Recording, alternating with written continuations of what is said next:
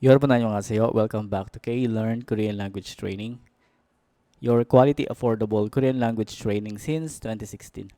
Hello po, kumusta ang lahat? Once again, this is Gerard from K-Learn, and today magdi-discuss po tayo ng mga bagay-bagay na makakatulong sa inyo kung ano ba yung mga dapat nating unahin kapag mag-a-apply tayo sa South Korea.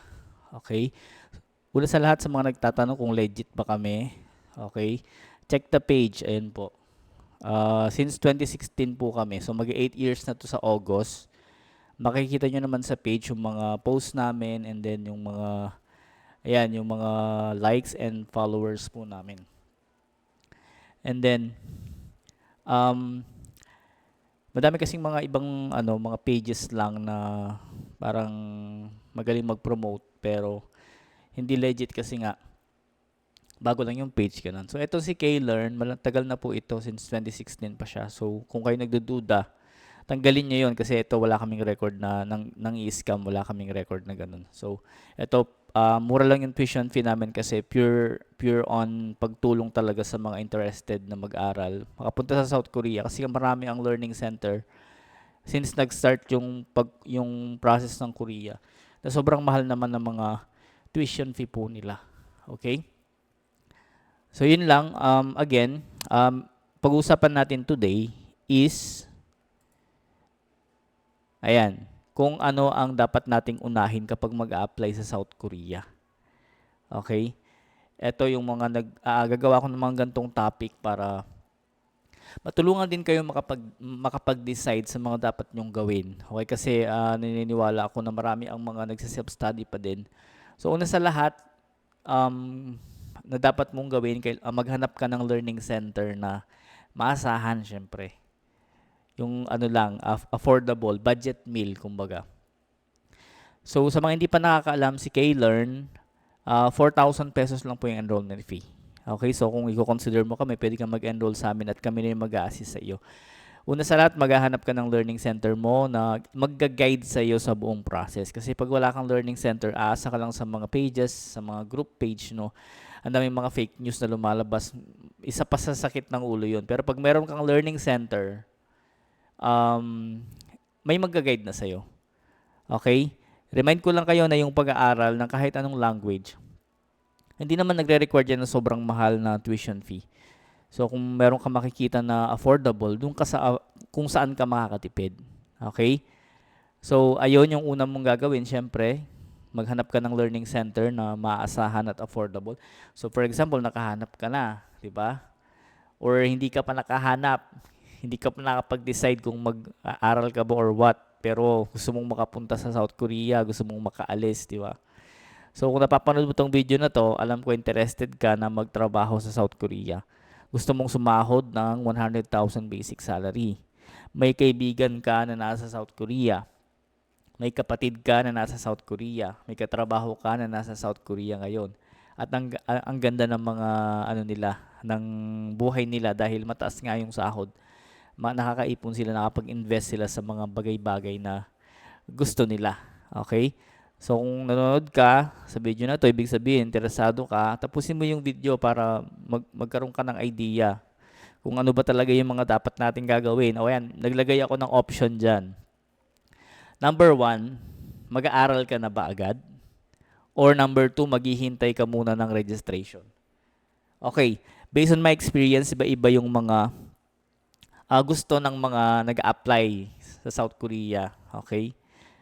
Isang nagiging problem kasi ng Pilipino is yung gusto niyang easy, parang bilisan na success. Ganun. Gusto niya, pag nag-apply siya, pasado agad. Gusto niya, successful agad. Yung ganun ba. So, itong pag-apply natin sa South Korea, hindi po siya madalian. So, kung nagmamadali kang mag-abroad, gusto mo, nag-aral ka ngayon, next month alis ka na, Korea is not for you. Okay? It's a process po kasi. Okay? It's a process at meron po tayong exam na kailangang ipasa. Okay? So, i-justify natin yung number 1. Mag-aaral na agad. Okay? So, maghahanap ng learning center at mag-aaral na agad. Okay?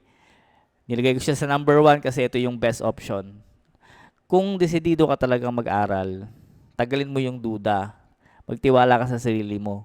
Okay? Kasi dito ikaw yung mag-aaral, ikaw yung magre-review. Kahit sabihin mong nakamura ka sa sa learning, after that ikaw pa din yung magme-memorize, magpa-practice ng mga questions. Kaya kailangan tulungan mo yung sarili mo. So kung negative ka, ah, medyo tagilid pag ganun. Okay? So pinaka the best gawin naman talaga pag mag-a-apply ka, especially sa Korea, na meron kang exam na kailangang ipasa is mag-aral ka na agad habang wala pang registration. Okay? Tulad ngayon, ongoing yung exam, di ba?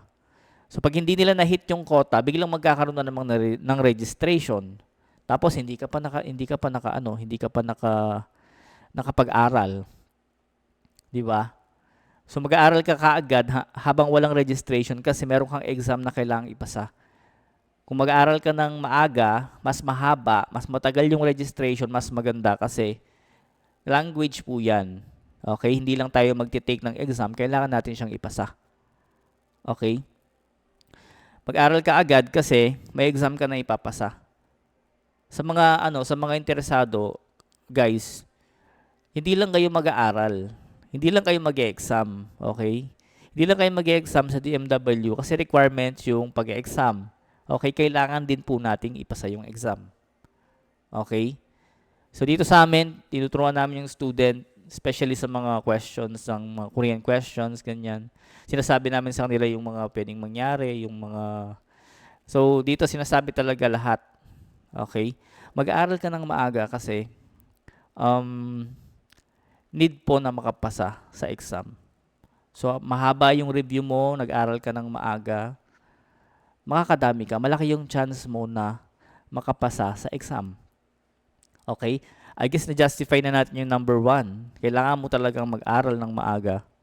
Kung may pera ka, 4,000 pesos, compare mo sa iba, 10,000, pag promo 8,000, di ba?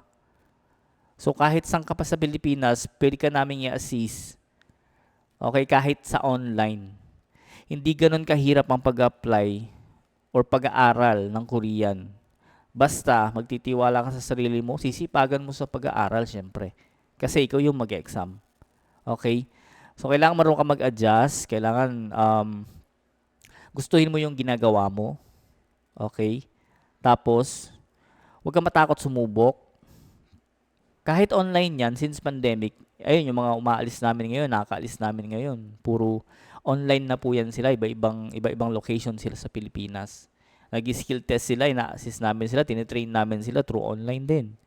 Okay? So nasa online era na tayo. So you might consider online. Isa sa pinakamatipid, okay, matipid, makakatipid ka. Sa bahay ka lang, di ka na maaarawan, di ka na maulanan. Okay? So I guess justify na natin yung number 1, mag-aaral ka dapat ng maaga. Yun yung the best option. Number 2, meron kasing mga nag-a-apply na maghihintay daw muna sila ng registration. Okay? Ito mga in-explain ko sa inyo, hindi ko lang sila iniimbento. Okay? So based on my experience, since 2016 up to now, ako po yung may hawak ng page. So madami na akong mga inquiries, questions na iba-ibang mga tanong, out of the blue, out of the topic, iba? Out, basta madami na, iba-ibang mga tanong. Okay, meron kasi gusto nung iba, maghihintay muna daw sila ng registration. So kung maghihintay ka muna ng registration, mababa yung chance mo na makapasa. Kasi, pag for example, registration ngayon, ilang weeks lang mag-start na yung exam. 2 weeks to 3 weeks mag-start na yung exam. So, di ba, sa tingin mo, makukuha mo siya ng ganun, yung span ng time na ganun lang, like 2 weeks to 3 weeks. Tapos after that mag-exam ka na. 'Di ba? So mababa yung chance mo. At saka based on my experience din. Pero depende din kasi meron talagang magaling talaga na 1 month, 3 weeks. Siguro swerte din sila kasi nakakapasa eh. Marami rin ng ganun. Okay? Pero ito, kung binibigyan ko lang kayo ng option, saka yung pinaka-the best na dapat gawin. Okay? Pag kasi hintayin mo muna yung registration, limited lang yung time mo para makapag-aral. So, konti lang yung chance mo na makapasa. Aasa ka lang din sa swerte tsaka dun sa konting na aral mo pa. Okay? Pero meron din akong student na 15 days lang siya nag-aral. Then, nakapasa. Okay? Nagtutok naman yun sa pag-aaral. Nag-resign siya, everyday, vocabs, practice exam. Yung mga tips daw na binibigay ko, malaking tulong daw. So, depende. Kasi kanya-kanya tayo ng IQ. Kanya-kanya tayo ng learning process, di ba? So, kung mabagal ka mag-pick up, mag-aral ka ng maaga. Huwag mo na munang hintayin yung registration. Kasi yung registration, darating at darating yan. Meron at merong registration ng exam. Di ba? So, ang problema natin is makapasa pag dumating na yung exam. Makaregister pag dumating na yung registration. Okay, so dito naman, tutulungan naman kayo sa pagre-register. Lahat naman, i-guide naman. So, 85% or 90%, let's say 90% or 85% yung last time na naka-register dito. So, pag maghihintay ka muna ng registration, mababa yung chance mo. Diba? So, parang bilis-bilis na lang din yung pag-aaral mo. Nagtatrabaho ka pa, ganyan, diba? So, maraming hindrance or balakid sa pag ganun.